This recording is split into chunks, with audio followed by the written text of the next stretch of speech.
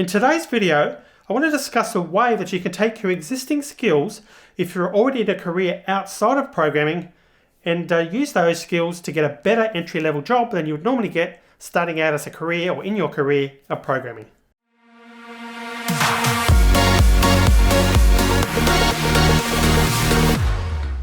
Welcome back, my name is Tim Buchalka and yes, this is the programming tip of the day, and as outlined earlier in the video, I want to talk about a way that you can take your existing skills if you've got an existing career or if you've had some jobs outside of programming and you're considering getting into programming.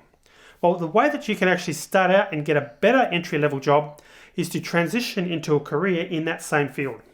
Now, let's use an example here of perhaps you were a nurse. So someone who started out as a nurse in the health profession and decided for whatever reason that it wasn't for them. Maybe they've done their training, they've become qualified, and perhaps they've done a few years of work in that field, and they've just decided that that's not for them.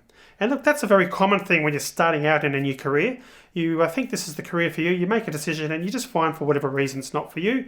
And you're now looking at programming and thinking, yeah, I'd really like to get into that. Well, one way you can do that is, again, to take your existing skills and try and get a job within that industry. So specifically what I'm talking about is once you've got your basic programming skills, look for a company in the health field, in that health profession field. So it might be someone who is making imaging equipment. It might be someone who makes software that makes life easier for nurses to do their job, or anything relating to the health profession in general.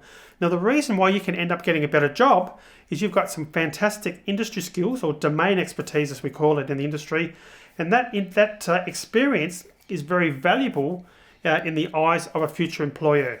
Now, the reason for that is you obviously know that in many cases the terminology for that industry, the words to use, and you've obviously got that information relating to the health industry in this particular example, and you'll be more qualified, or I should say more valuable in the eyes of the employer because you've got that extra experience. So this can be a great way to sort of leapfrog over an entry-level job. You might still start out as a junior programmer, but immediately your domain expertise will come to the fore, and people will be relying on you, hopefully, to take that or to use those skills in your first job.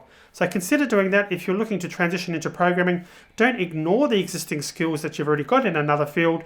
See if you can capitalize on those and use those to leapfrog and get a better first entry-level job. Alrighty, so I hope that helped. If you've got any questions, feel free to leave a comment and I'll get back to you.